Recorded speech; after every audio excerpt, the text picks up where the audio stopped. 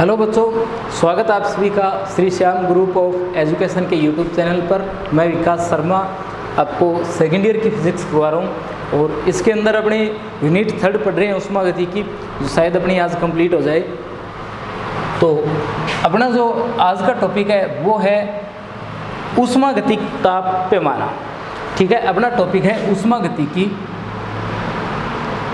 उष्मागतिकी ताप पैमाना। ठीक है, ये अपना आज का टॉपिक है। और इसके बारे में कुछ एक बातें मैंने आपको लास्ट क्लास में बता दी थी कि अपने जो सामान्य तापमापियाँ होती है, जैसे अपने गैस तापमापी या प्रतिरोध तापमापी या जो पारेयुक्त तापमापी होती है, ये तीनों प्रकार की तापमापियाँ जो है इनकी क्या खास बात होती है? इनकी खास बात होती है कि ये जो है वो निर्भर करती है, इनके द्वारा जो पाठ्यांक बताया जाता है ताप का, वो निर्भर करता है इनके अंदर भरे कार्यकारी पदार्थ पर, या इनके अंदर जो द्रव्य भरा जाता है उस द्रव्य पर क्या करती है, ये निर्भर करती है कि किस प्रकार का इन्हें द्रव्य इनके अंदर भरा गया है, उनके रेखीय प्रसार पर निर्भर करती है। जैसे पारे की अगर अपनी बात करें तो जिस तापमापी में पारा भरा होता है वो किस पर डिपेंड करती है? पारे के रेखीय प्रसार पर निर्भर करती है। उसमें पाकर पारा जो है वो क्या होता है? प्रसारित होता है और उससे क्या हो जाता है? अपने पाठ्यांक जो है वो नोट कर लेते हैं। परंतु इन तापमापियों की सबसे बड़ी समस्या ये है कि इन कार्यकारी पदार्थ पर निर्भरता के कारण इनके द्वारा जो पाठ्यांक प्राप्त होते हैं वो पाठ्यांक हमेशा समान प्राप्त नहीं होते। इनके द्वारा जो पाठ्यांक प्राप्त होते हैं वो हमेशा समान प्राप्त नहीं होते। इसलिए जो केल्विन नाम के वैज्ञानिक थे, उन्होंने क्या किया, एक अन्य तापमापी का आविष्कार किया जो किस पर आधारित थी? जो कार्नोट चक्र पर आधारित थी। ठीक है, ये तापमापी केल्विन नाम के वैज्ञानिक ने बनाई और ये किस पर आधारित है? कार्नोट चक्र पर आधारित है और इसे बोला जाता है उष्मागतिकी ताप पैमाना। क्या बोला जाता है? उष्मागतिकी ताप पैमाना बोला जाता है। कार्नोट चक्र की जो खास बात है वो आप सभी जानते हो, अपने 2-3 क्लास में पढ़ा है इसे। तो कार्नोट चक्र जो होता है उसमें आपको पता है कि कार्नोट चक्र जो है उसकी दक्षता जो है वो किस पर निर्भर नहीं करती है? कार्यकारी पदार्थ की प्रकृति पर निर्भर नहीं करती, सिर्फ किस पर निर्भर करती है? इसके प्रारंभिक और अंतिम ताप पर निर्भर करती है, या स्रोत और सिंक के जो ताप है उन तापों पर क्या करती है? ये तापमापी निर्भर करती है। ठीक है, तो ये अपने पास में क्या है? ये हमारे पास में उष्मागतिकी ताप पैमाना है। अब अपने बात करते हैं कि ये किस प्रकार से कार्य करता है और अपने कैसे ये ताप पैमाना बनाया जाता है।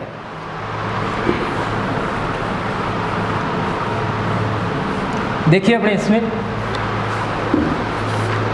मान लेते हैं कि हमारे पास में एक उत्क्रमणीय कार्नो इंजन है। हमारे पास में क्या है? एक उत्क्रमणीय कार्नो इंजन है जो θ1 ताप पर Q1 ऊष्मा ग्रहण करता है। Q1 ऊष्मा क्या करता है? ग्रहण करता है। इसी प्रकार यह θ2 ताप पर Q2 ऊष्मा उत्सर्जित या विसर्जित बोल सकते हो, या विसर्जित करता है। अतः इसकी दक्षता जो है, इसकी दक्षता ईटा किसके बराबर आएगी? 1 माइनस θ2/θ1 के बराबर आएगी। इसकी दक्षता जो है वो किसके बराबर आएगी? इसकी दक्षता जो है वो अपने ये आती है 1 माइनस Q2, ये Q2/Q1 के बराबर आती है। ये भाई Q लिखा गया है। ठीक है, थीटा जो है कुछ ऐसे लिखा है और जो Q लिखा है वो ऐसे लिखा गया है। इसे इसके अंदर ही रखा है और इसे बाहर निकाल दिया है।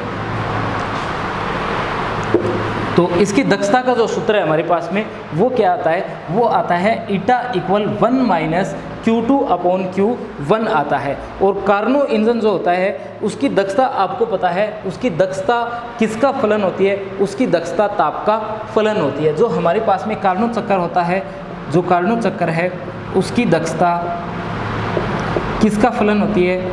इसकी दक्षता ताप का फलन होती है। ये कौन से तापों के मध्य कार्य कर रहा है? ये θ1 और θ2 तापों के मध्य कार्य कर रहा है। यानी दक्षता ईटा जो है हमारे पास में वो किसका फलन है? दक्षता θ1 और θ2 तापों का फलन है। यानी ये किसका फलन है, ये उन तापों का फलन है जिसके मध्य हमारा कार्नो इंजन जो वो कार्य कर रहा है। तो ये बात अपने इसके अंदर अगर लिख दें, ये बनता है F θ1 और θ2, ठीक है। और ये किसके बराबर, 1 माइनस Q2 अपॉन Q1 के बराबर। ये जो बात है ये अपने इसके अंदर यहाँ रख दी है, जिससे ये बनता है F θ1 θ2 1 minus Q2 upon Q1, ठीक है। तो यहाँ से आप लोग क्या लिख सकते हो, इसे इस साइड लेके आओ Q2 अपॉन Q1 को, और 1 माइनस F θ1 और θ2, ये सूत्र बनता है। और इसे आप लोग लिख सकते हो Q1 अपॉन Q2 और 1/1 माइनस F θ1 और θ2, ठीक है।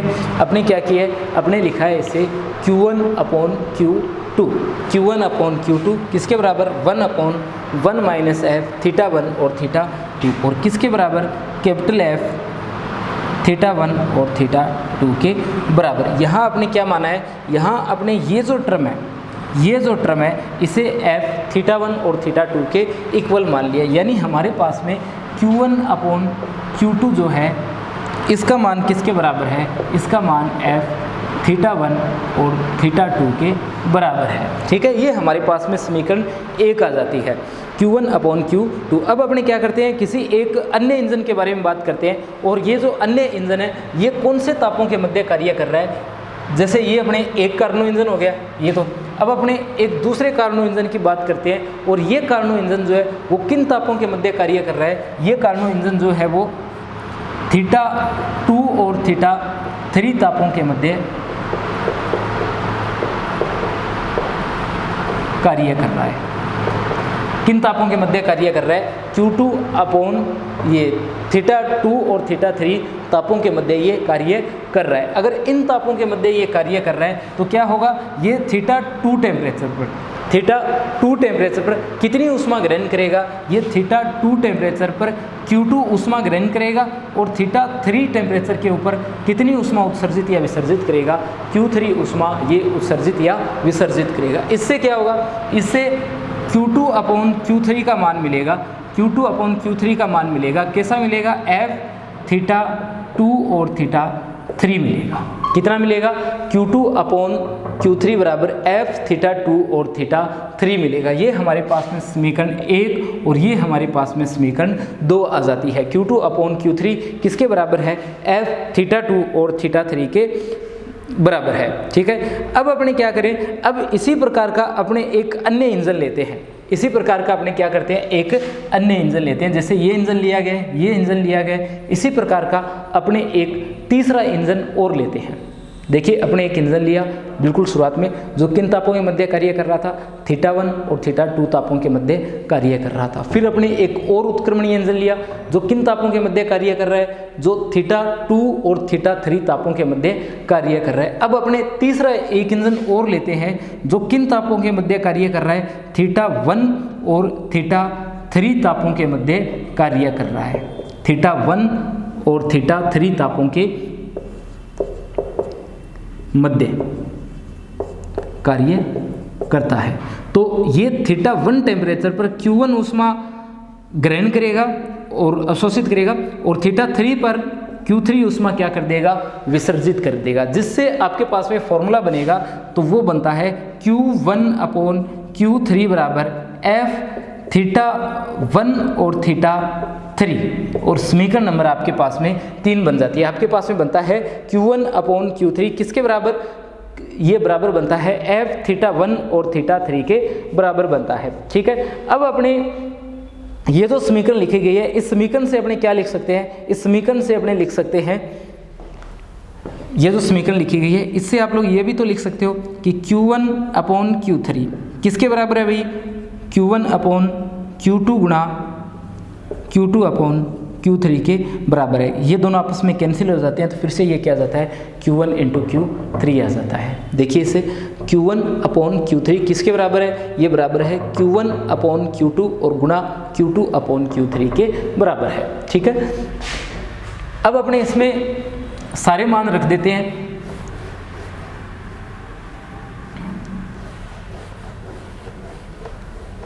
अब अब अपने इसमें क्या करते हैं, सारे मान रख देते हैं। कौन से? जो हमारे पास में समीकरण 1, 2 और 3 से आए हैं। समीकरण 3 से जो मान आया आपके पास में वो आया है f θ1 और θ3 किसके बराबर? ये बराबर है Q1/Q2। जो समीकरण 1 से आपके पास में मान आया है वो आया है f θ1 और θ2।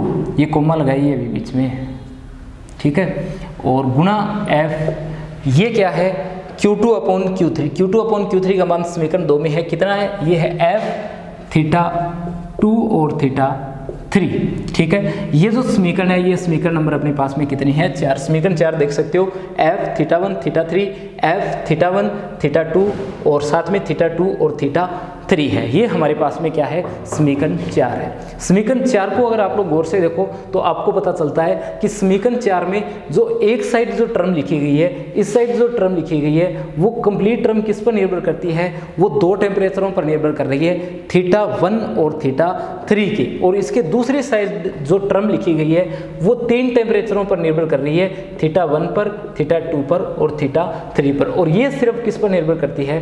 θ1 और θ3 पर निर्भर करती है। अगर ये समीकरण हमारे पास में सही है, यानी ये जो समीकरण है, इसकी सत्यता के लिए या इसकी वैधता के लिए क्या जरूरी है? इसकी वैधता के लिए जरूरी है कि ये जो टर्म है यहाँ से ये क्या हो जाए? हट जाए।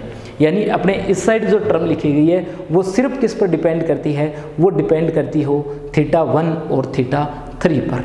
आई बात समझ में? यानी ये जो समीकरण लिखी गई है, ये समीकरण सत्य कब हो सकती है? ये समीकरण तभी सत्य हो सकती है ना जब इसकी दोनों साइडें समान जो राशियां हैं उन पर निर्भर करें। ऐसा तो हो ही नहीं सकता कि दो समीकरणों को आपने बराबर रख दिया है, एक साइड की राशि किन्हीं और राशियों पर निर्भर कर रही है और दूसरी साइड की राशि अन्य राशियों पर निर्भर कर रही है। ऐसा नहीं होना चाहिए। तो इस समीकरण की वैधता कब है?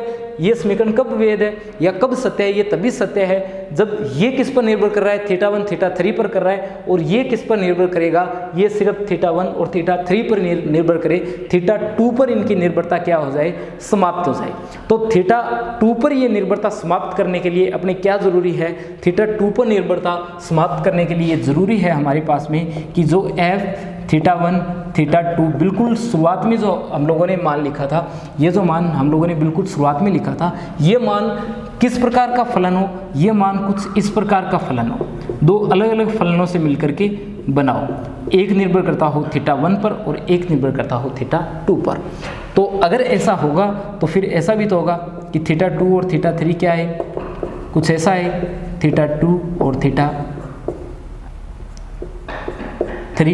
और अगर ऐसा होगा तो ये आए θ1 और θ3 किस पर निर्भर करे? ये निर्भर करे फाई θ1 बटा फाई θ3।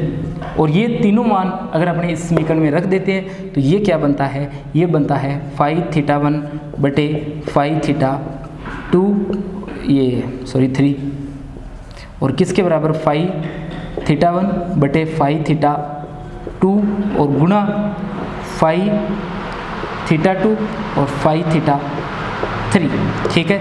यहाँ से क्या होगा? ये जो टर्म हम लोगों ने लिखी है, ये टर्म यहाँ से क्या हो जाएगी?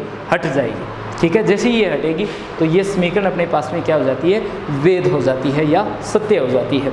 तो अब आप लोग यहाँ से क्या बोल सकते हो? अब लोग अपने यहाँ से बोल सकते हैं कि हमारे पास में जो बिल्कुल शुरुआत की समीकरण आती है, समीकरण 3 आती है, ये समीकरण 3 तो ये है जो हमारे पास में बिल्कुल शुरुआत की समीकरण, ये समीकरण जो है समीकरण 1 जो हमारे पास में है, इस समीकरण 1 की अगर बात करें तो समीकरण 1 से आप क्या लिख सकते हो?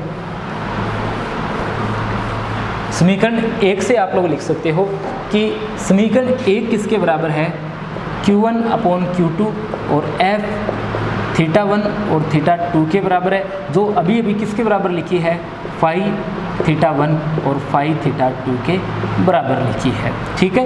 तो ऐसा हम लोग इससे लिख सकते हैं। अगर ऐसा बनता है तो इसके अंदर अपने ये ज़रूरी होगा कि जो हमारे पास में θ1 है वो क्या हो? θ1 जो है वो किससे बड़ा हो? θ2 से बड़ा हो। और ऐसा होगा, कार्नो इंजन में बिल्कुल ऐसा होता है कि θ1 किससे बराबर होता है? θ2 से। θ1 θ2 टेम्परेचर अभी T1 और T2 एक स्रोत का है और एक किसका है? सिंक का है। ये स्रोत का है और ये किसका है? सिंक का है। और θ1 θ2 से हमेशा बड़ा होता है। स्रोत का ताप हमेशा सिंक के ताप से क्या होता है? ज़्यादा होता है। अगर ऐसा है तो ये भी तो ज़रूरी है कि Q1 क्या हो? Q2 से बड़ा हो, और अगर ऐसा है तो फाई थीटा 1 बड़ा हो किससे, फाई थीटा 2 से। यानी अगर ये बड़ा है तो ये भी क्या होगा, बड़ा होगा, और ऊष्मा जो है ये भी क्या होगी, इसकी ज़्यादा होगी। इससे स्पष्ट हो जाता है कि फाई थीटा जो है वो क्या है, ताप का रेखीय फलन है। फाई थीटा जो है वो क्या है, ताप का रेखीय फलन है, रेखीय फलन है। और ताप के क्या है, ताप के अनुक्रमानुपाती है, अनुक्रमानुपाती है, अनुक्रमानुपाती है। ऐसा आप लोग बोल सकते हो, क्यों बोल सकते हो ऐसा, आप लोग यहाँ से बोल सकते हो कि थीटा 1 ज़्यादा है तो थीटा 1 क्या है, थीटा 2 से ज़्यादा है। अगर ऐसा है तो Q1 भी क्या है, Q2 से ज़्यादा है। और अगर ऐसा है तो फाई थीटा 1 क्या है, फाई थीटा 2 से ज़्यादा है। ये सभी ज़्यादा क्यों आ रहे हैं, क्योंकि हमारे पास में थीटा 1 क्या है, थीटा 2 से ज़्यादा है। मतलब ये राशियाँ इस पर क्या कर रही है, डिपेंड कर रही है। यानी फाई थीटा जो है वो क्या है, ताप का रेखीय फलन है, और साथ के साथ ये ताप के क्या है, ये ताप के अनुक्रमानुपाती है। इसलिए अपने क्या कर सकते हैं इसे, इसलिए अपने इसे ताप मापन के लिए काम में ले सकते हैं। यानी हमारे पास में ये जो पैमाना बना है इसे अपने क्या कर सकते हैं, ताप के मापन में काम में ले सकते हैं। ठीक है। और अब अपने क्या करें, अब अपने ये जो टर्म सामने लिखी गई है, ये Q1/Q2 बराबर अपने जो लिखा है एफ थीटा 1 थीटा 2 और फाई थीटा 1/फाई थीटा 2, इसमें लिख सकते हैं कि फाई थीटा ताप को नए ताप पैमाने में टो मान लेते हैं। फाई थीटा को नए पैमाने में क्या मान लेते हैं, टो मान लेते हैं। अगर इसे टो मान लें तो Q1/Q2 किसके बराबर आ जाता है, टो 1/टो 2 के बराबर आ जाता है। Q1/Q2 किसके बराबर आ जाता है, ये बराबर आ जाता है टो 1/टो 2 के। ये जो हमारे पास में नया ताप पैमाना बना है, ये क्या कर रहा है, ये हमारे पास में एक नया ताप पैमाना है। और ये ताप पैमाना जो है किसके अंदर, अपने इसके अंदर क्या लिख सकते हैं कि Q1/Q2 किसके बराबर है, टो 1/टो 2 के बराबर है। और ये अपने पास में एक नया ताप पैमाना है, और ये नया ताप पैमाना सिर्फ किस पर निर्भर कर रहा है, टो 1 और टो 2 पर। यानी जो हमारे पास में टेम्परेचर है उन टेम्परेचर पर निर्भर कर रहा है। जो हमारे पास में कार्यकारी पदार्थ है, कार्यकारी पदार्थ की जो प्रकृति है या जो द्रव्य है उस पर ये निर्भर नहीं करता है। तो इस प्रकार के पैमाने को अपने क्या बोलते हैं, इस प्रकार के पैमाने को अपने बोलते हैं ऊष्मागतिक ताप पैमाना। क्या बोलते हैं, ऊष्मागतिक ताप पैमाना। अब हमारे पास में जो उत्क्रमणीय इंजन है उसकी दक्षता का सूत्र आ जाता है ईटा इक्वल 1 - Q2/Q1 किसके बराबर, 1 - टो 2/टो 1 के बराबर। यानी ईटा जो है वो किसके बराबर है, 1 - Q2/Q1 और 1 - टो 2/टो 1 के बराबर आ जाता है। ठीक है। तो ये हमारे पास में क्या है, ये हमारे पास में ऊष्मागतिक ताप पैमाना है। ये सारी बातें आपको ऊष्मागतिक ताप पैमाने में लिखनी है।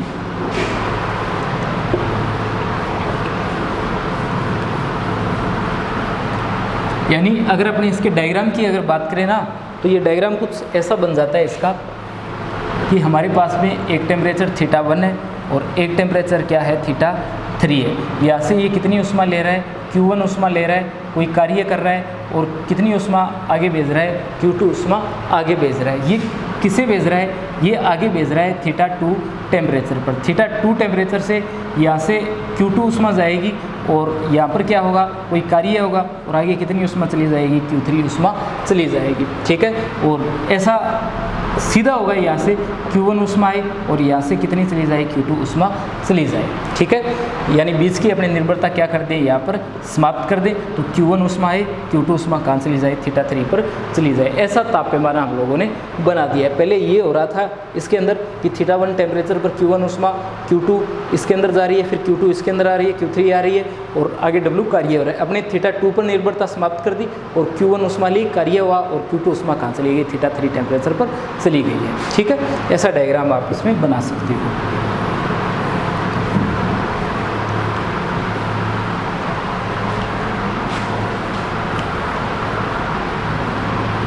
अब अपने इसके अंदर कुछ स्पेशल केस दिए गए हैं, उन स्पेशल केस की बात कर लेते हैं। इसमें जो सबसे पहला स्पेशल केस दिया गया है वो दिया गया है परम शून्य ताप। क्या दिया गया है, परम शून्य ताप दिया गया है। पहला स्पेशल केस है परम शून्य ताप। परम शून्य ताप आपको पता है 0 केल्विन को अपने क्या कहते हैं, परम शून्य ताप कहते हैं। तो अभी अपने फॉर्मूला लिखा है ईटा equal 1 minus Q2 upon Q1 और किसके बराबर 1 माइनस τ2 अपॉन τ1 के बराबर। ठीक है, ऐसा फॉर्मूला अभी अभी हम लोगों ने लिखा है। अब अगर क्या हो, अब अगर τ2 बराबर 0 हो तो Q2 बराबर भी क्या होगा, 0 होगा। अगर ऐसा होता है तो ईटा किसके बराबर आ जाता है, 1 के बराबर आ जाता है। 1 के बराबर आने का मतलब हमारा जो इंजन है इसकी दक्षता क्या हो जाती है, 100% हो जाती है। इंजन की दक्षता क्या हो जाती है, 100% हो जाती है। ठीक है, तो इसका मतलब क्या हुआ, इसका मतलब ये हुआ कि परम शून्य ताप पर सिंक जो है उसमें किसी प्रकार की ऊष्मा निष्कासित नहीं होगी।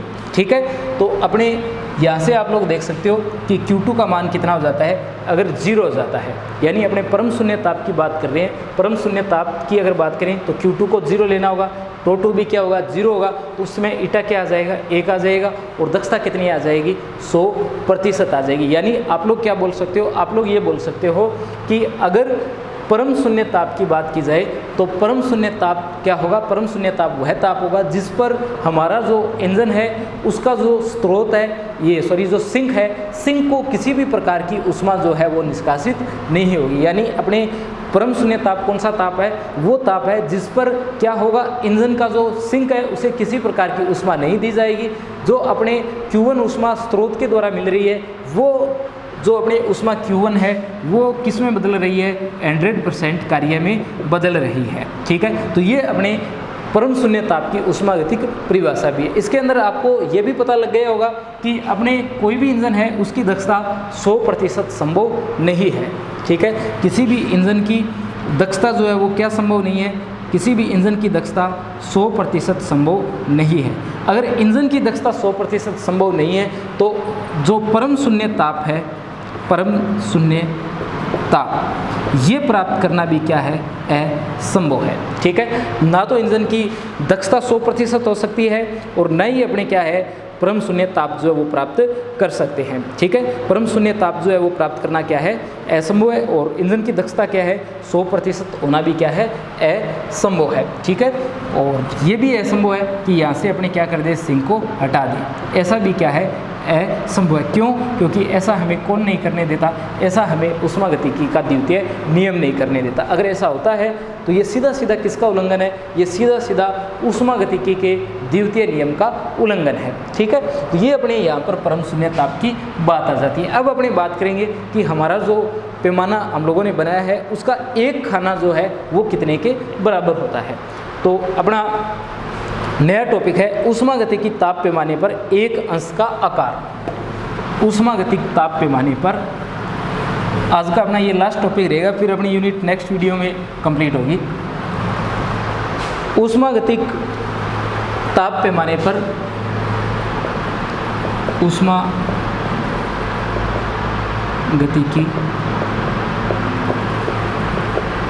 ताप पैमाने पर एक अंश का आकार। इसके लिए अपने क्या करते हैं, एक इंजन लेते हैं जो द्रव के क्वथनांक और इमांग के मध्य कार्य कर रहा है। ठीक है, इसके लिए अपने क्या करते हैं, एक ऊष्मागतिकी ताप पैमाना लेते हैं और इसके लिए अपने एक उत्क्रमणीय कार्नो इंजन लेते हैं और वो कार्नो इंजन जो है वो किसके मध्य कार्य कर रहा है, वो क्वथनांक और हिमांक के मध्य कार्य कर रहा है। इसके लिए अपने एक सूचक आरेख बनाते हैं, इसके लिए एक सूचक आरेख बनाते हैं अपनी PV, एक सूचक आरेख अपने इसके अंदर बना लेते हैं और सूचक आरेख के अंदर अपने कुछ इस तरीके का इसे बनाएंगे। कार्नो इंजन की बात कर रहे हैं,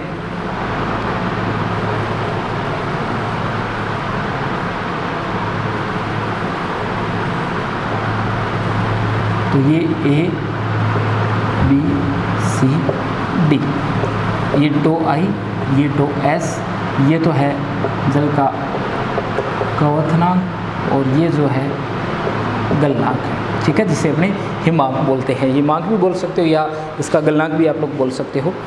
ठीक है, इसके अंदर अपने क्या करते हैं, ये जो अपने पैमाना लिया है इसके अंदर अपने कार्नो इंजन का क्षेत्रफल ज्ञात कर, ये कार्नो इंजन के द्वारा किए गए कार्य का मान ज्ञात करते हैं। जब कार्य का मान ज्ञात किया जाएगा तो ये कार्य किसके बराबर होगा, ये कार्य बराबर होगा जो ABCD हमारे पास में है, इस ABCDA के क्षेत्रफल के बराबर, इसके क्षेत्रफल के बराबर क्या होगा, किया गया कार्य होगा। यानी अपने एक उष्मागतिकी ताप पैमाना जो है इसके अंश का आकार ज्ञात करने के लिए, अंश का आकार जो है उसको ज्ञात करने का मतलब हो गया 1 डिग्री का मान ज्ञात करने के लिए। इसके 1 डिग्री का मान ज्ञात करने के लिए अपने क्या करते हैं, एक कार्नो इंजन लेते हैं जो जल के क्वथनांक और जो जल का हिमांक है, हिमांक या गलनांक, इसके मध्य क्या कर रहा है, कार्य कर रहा है। तो τS और τI है, इसे अपने कितने भागों में बांट लेते हैं, 100 भागों में बांट लेते हैं। कि इस प्रकार से अपने इसके अंदर कितने भाग कर देते हैं, 100 भाग कर देते हैं। ठीक है, और ये मान लिया कौन सा भाग है, इसका 100वां भाग है। तो हमारे पास में ये जो कार्य का मान आया है, ये कार्य का मान जो है इसके लिए अपने क्या करते हैं, इस कार्य के मान को 100 भागों में बांट लेते हैं। यानी अपने ये जो उत्क्रमणीय कार्नो चक्र है इसका जो 1/100वां भाग है, 1/100वां भाग है वो किसके बराबर है, वो 1 डिग्री के बराबर है। उष्मागतिकी ताप पैमाना जो है उसके 1 डिग्री का आकार किसके बराबर होगा, उसके 1 डिग्री का आकार जो है वो हमारे पास में जो कार्नो उत्क्रमणीय इंजन है इसका जो कार्य आ रहा है, इस क्षेत्रफल को अपने कितने भागों में बांट दिया, 100 बराबर भागों में बांट दिया। तो इसका जो एक भाग है, इसके एक भाग का जो क्षेत्रफल है वो किसके बराबर आता है, इसके एक भाग का क्षेत्रफल जो है वो बराबर आता है 1 डिग्री सेंटीग्रेड के। और एक भाग जो वो किसके बराबर होगा, इसका एक भाग इसका बराबर होगा इसके क्षेत्रफल के 1/100वें हिस्से के बराबर। यानी आप लोग यहाँ से लिख सकते हो कि जो हमारे पास में उत्क्रमणीय कार्नो इंजन है, इसके अंदर ये उत्क्रमणीय कार्नो इंजन जो है वो किस पर कार्य कर रहा है, ये उत्क्रमणीय कार्नो इंजन जो है वो जल के क्वथनांक और हिमांक के मध्य कार्य कर रहा है। यानी आप लोग बोल सकते हो कि जल के क्वथनांक और हिमांक के मध्य कार्य करने वाले कार्नो इंजन के कार्य या क्षेत्रफल का 1/100वां भाग, 1/100वां भाग जो है वो किसके बराबर होता है, स्रोत और सिंक के बीच के ताप के 1 डिग्री सेंटीग्रेड के बराबर होता है। यानी τS माइनस τI जो है वो किसके बराबर है, वो 100 के बराबर है। ठीक है, τS माइनस τI जो है वो किसके बराबर है, यहाँ पर 100 के बराबर है। यानी आपको क्या करना है, सीधा सीधा समझिए इसे, आपको लेना है जल का क्वथनांक और हिमांक और आपको इसका क्षेत्रफल ज्ञात कर लेना है। आपने इसका क्षेत्रफल ज्ञात किया तो ये कंप्लीट क्या आ गया, इसका क्षेत्रफल आ गया। इसका क्षेत्रफल किसके बराबर है, जल के क्वथनांक और हिमांक के बराबर है। 100 डिग्री का अंतर होता है तो ये क्षेत्रफल किसके बराबर है, 100 डिग्री सेंटीग्रेड के बराबर है। आपको कितने डिग्री का मान ज्ञात करना है, आपको इसके एक अंश का मान ज्ञात करना है। इसके लिए आपको क्या करना पड़ेगा, इसके लिए आपको ये जो क्षेत्रफल यहाँ पर दिया गया है इसके 100 भाग करने पड़ेंगे। कितने भाग करने पड़ेंगे, 100 भाग करने पड़ेंगे। फिर इसका जो एक भाग होगा, इसका जो एक भाग होगा, जैसे ये इसका एक भाग है, ये एक भाग किसके बराबर होगा, इसके 1 डिग्री सेंटीग्रेड के बराबर होगा। या आप लोग बोल सकते हो कि इसका जो कुल क्षेत्रफल है, इसका कुल क्षेत्रफल है, इसके द्वारा किए गए कार्य का मान जो है, इसके द्वारा किए गए कार्य के मान के 1/100वां भाग जो है, इसके द्वारा किए गए कार्य के मान का 1/100वां भाग जो है, इसके द्वारा किए गए कार्य के मान का 1/100वां भाग किसके बराबर होगा, किसी एक लाइन के बराबर होगा। जो आपने 100 भागों में लाइनें बांटी है उनमें से किसी एक लाइन के बराबर वो भाग होगा और वो एक भाग किसको बताएगा, वो एक भाग 1 डिग्री सेंटीग्रेड को बताएगा। यानी आप लोग यहाँ से लिख सकते हो कि जो τS है और जो τI है उसका अंतर किसके बराबर है, 100 के बराबर है। ठीक है, ये हमारे पास में क्या आता है, ये हमारे पास में ऊष्मागतिकी ताप पैमाने पर एक अंश का आकार आता है। ठीक है, जो अपनी नेक्स्ट क्लास होगी उसके अंदर एक तो अपने तुलना करेंगे इसकी, एक अपने क्या करेंगे, ये जो ताप पैमाना है इससे अज्ञात ताप का मान ज्ञात करेंगे एक तो अपने। ठीक है, एक तो ये टॉपिक बचेगा। एक अपने इसमें बचा हुआ है कि जो गैस पैमाना है उस गैस पैमाने से अपने क्या करेंगे, इसकी तुलना करेंगे। और जो बिल्कुल अंतिम टॉपिक यहाँ पर बचा हुआ है वो है ऊष्मागतिकी का तृतीय नियम, या जो नेल्सन समीकरण अपने बोलते हैं, नेल्सन